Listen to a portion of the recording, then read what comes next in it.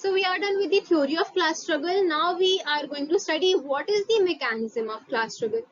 Karl Marx ने कहा है कि हर एक मोड ऑफ प्रोडक्शन में क्लास स्ट्रगल का एक मैकेनिज्म चलता है, मतलब हर मोड ऑफ प्रोडक्शन में एक फॉर्म जो बना हुआ है जो टेक प्लेस करता है। जैसे कि it is going to start from ancient slave mode of production. तो कार्ल मार्क्स कहते हैं कि मान लीजिए दो क्लासेस हैं, हमें पता है स्लेव्स एंड मास्टर्स। तो जो स्लेव्स है वो क्या है, हैव नॉट्स, एंड मास्टर्स है हैव्स। बट अब जब स्लेव्स का एक्सप्लॉइटेशन बहुत ज्यादा स्टार्ट हो जाएगा, जब मास्टर स्लेव्स को बहुत ज्यादा एक्सप्लॉइट करने लगेंगे, उनको टॉर्चर करने लगेंगे, तो जो स्लेव्स में ही है कुछ लोग है ना स्लेव्स के, वो निकल के एक इमर्जिंग क्लास बनाएंगे। एंड वो इमर्जिंग क्लास किससे रिलेटेड होगी, रिलेटेड टू सेटल एग्रीकल्चर। जैसा कि हम लोगों ने पढ़ा कि एशियन स्लेव एमओपी में कोई सेटल एग्रीकल्चर तो था नहीं, टेक्निक्स आ गई थी। ठीक है, तो टूल्स एंड टेक्निक्स किसके पास थी, मास्टर्स के पास थी। बट मास्टर्स क्या है, बहुत ज्यादा एक्सप्लॉइटेशन करना स्टार्ट कर दिया उन्होंने स्लेव्स का। तो स्लेव ने सोचा कि क्यों ना हम लोग कुछ दूसरा काम करना स्टार्ट कर दें। तो एक नई इमर्जिंग क्लास आई। वो इमर्जिंग क्लास किस चीज से रिलेटेड थी, it was related to settled agriculture. अब क्या हुआ, कॉन्शियसनेस तो आ रही है, स्लेव्स में कॉन्शियसनेस तो आई, वो क्लास इन इटसेल्फ से निकलकर क्या बन गए, क्लास फॉर इटसेल्फ, तभी जाके तो इमर्जिंग क्लास आई। बट क्या ये कॉन्शियसनेस सही कॉन्शियसनेस, क्या इसके एमओपी, इसके बाद जो एमओपी आ रहा है, क्या उसमें उनको पूरा फ्रीडम मिल जाएगा, राइट्स मिलेंगे, बिल्कुल भी नहीं। उनको उस टाइम पे तो ऐसा लग रहा है, कॉन्शियसनेस तो है कि हाँ प्रेजेंट में जो हो रहा है वो हमारे साथ गलत हो रहा है और अब वो यूनाइट होके रिवॉल्यूशन लेकर आना चाहिए। लेकिन इसके बाद जब वो फ्यूडल मोड ऑफ प्रोडक्शन में जाएंगे तो तब भी वहां पे उनका एक्सप्लॉइटेशन ही होगा। बस फर्क क्या होगा, जो मास्टर्स है वो कन्वर्ट होके फ्यूडल लॉर्ड्स बन जाएंगे, एंड जो स्लेव्स है वो क्या बन जाएंगे, सर्व्स बन जाएंगे। तो कार्ल मार्क्स क्या बोलते हैं, कॉन्शियसनेस तो आई है, पर ये कॉन्शियसनेस जो है वो फॉल्स कॉन्शियसनेस है। एंड सिमिलर जो पैटर्न है वो इसके बाद वाले एमओपी में भी होगा। अब आप निकल कर आगे फ्यूडलिस्टिक मोड ऑफ प्रोडक्शन में। ठीक है, तो यहाँ पे कौन है, सर्व्स एंड लॉर्ड्स। अब जब लॉर्ड्स बहुत ज्यादा एक्सप्लॉइटेशन स्टार्ट कर देंगे, जब सर्व्स को बहुत ज्यादा टैक्सेस एंड सर्विसेज प्रोवाइड करने पड़ेंगे लॉर्ड्स को, तो फिर ये जो सर्व्स है वो बोलेंगे कि नहीं यार, हमको ना दूसरा काम करना स्टार्ट कर देना चाहिए। तो एक नई इमर्जिंग क्लास आएगी। जो नई इमर्जिंग क्लास है वो किससे रिलेटेड होगी, it will be related to the factory system, कि चलो फैक्ट्रीज में काम करते हैं। बट क्या फैक्ट्री सिस्टम में भी उनको आजादी राइट्स मिलने वाली है, नो, बल्कि it will be very much contrasting. There will be the highest level of exploitation, highest level of alienation in the capitalistic mode of production. तो ये जो कॉन्शियसनेस है इसको भी फॉल्स कॉन्शियसनेस कहा है कार्ल मार्क्स ने। He says that true consciousness comes only in socialistic mode of production and finally it will come in advanced communism. जो ट्रू कॉन्शियसनेस है वो कब आएगी, सोशलिज्म में आएगी, जब उनको पता चल जाएगा कि नहीं यार सिर्फ मोड ऑफ प्रोडक्शन यानी कि सिर्फ फॉर्म ऑफ वर्क या फिर काम को बदलने से काम नहीं चलेगा, हमको जो कैपिटलिस्ट हैं यानी कि जो सोसाइटी में हैव्स हैं उनको टॉपल करना पड़ेगा। तो जब वर्कर्स हैं यानी कि मार्क्स की लैंग्वेज में बोले, जब जो प्रोलेटेरिएट है when they are going to topple the capitalist, तब जाके कार्ल मार्क्स कहते हैं कि उनके अंदर ट्रू कॉन्शियसनेस आएगी। And at last in communism जब एकदम इक्वालिटी हो जाएगी, कोई भी ओनर नहीं रहेगा, कोई भी नॉन ओनर नहीं रहेगा, जब सब बराबर रहेंगे and everyone is going to own the factors of production, तब जो लोगों में है ट्रू कॉन्शियसनेस आएगी, जो रियल ह्यूमन बीइंग है उनका स्टैब्लिशमेंट होगा। सो ये था मैकेनिज्म ऑफ क्लास स्ट्रगल। यही दो चीजें आपको ड्रॉ करनी है। Now, we are going to talk about criticism of class and class struggle theory.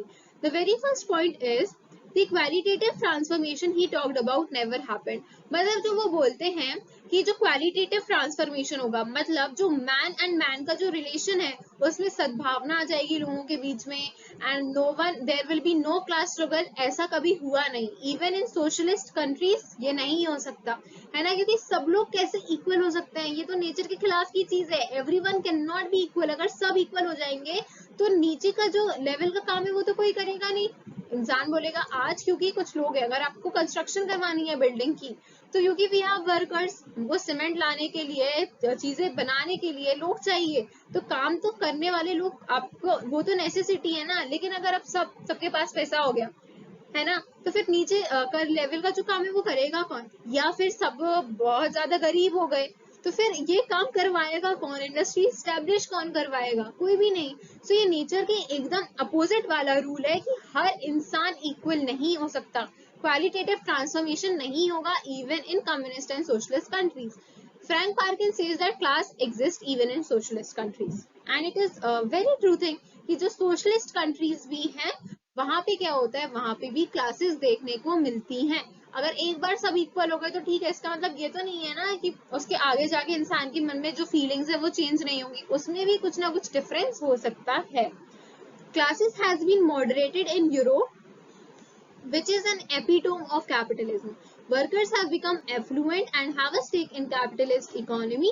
Class is given more importance as it is a source of identity. Karl Marx क्या बोलते हैं कि जो फ्यूचरिस्टिक मोड ऑफ प्रोडक्शन है यानी कि socialist and capitalistic socialist and advanced communism है, उसमें क्या होगी, पूरी की पूरी क्लासेस खत्म हो जाएंगी. लेकिन अब यूरोप में क्या हुआ है, क्लास और ज्यादा मॉडरेट हो गई हैं, नई प्रकार की क्लासेस निकल कर आने लगी हैं. एंड अब जो वर्कर्स हैं दे हैव बिकम एफ्लुएंट, उनको राइट मिल गया है, उनका ज्यादा इम्पोर्टेंस ज्यादा बढ़ गया है सोसाइटी में. एंड अब तो वो ज्यादा इम्पोर्टेंस रखती है अपना, because it is a source of identity that we come from this particular class. And to also know कि इन प्रेजेंट सोसाइटी हम क्लास में कभी किसी के बीच में डिफरेंस नहीं करते कि यार ये काम करता है ना. तो everyone is now comfortable with their own classes, चाहे वो वर्कर्स की क्लास में से हो चाहे वो किसी भी क्लास में से हो.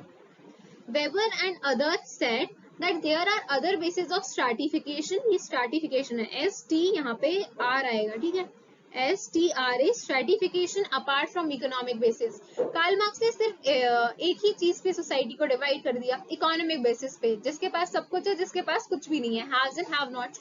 लेकिन और कोई भी तो बेसिस हो सकता है ना सोसाइटी में क्लासेस को डिवाइड करने का, जैसे कि हम कास्ट की बात करते हैं, कास्ट भी तो हो सकती है. Lenski said even after breakdown of capitalism, socialism may not emerge as other MOP may emerge. अब क्या आपके पास गारंटी है कि जब जब कैपिटलिज्म खत्म हो जाएगा तो जाके सोशलिज्म ही आना है, बट सोशलिज्म के अलावा कुछ और भी तो मोड ऑफ प्रोडक्शन आ सकते हैं.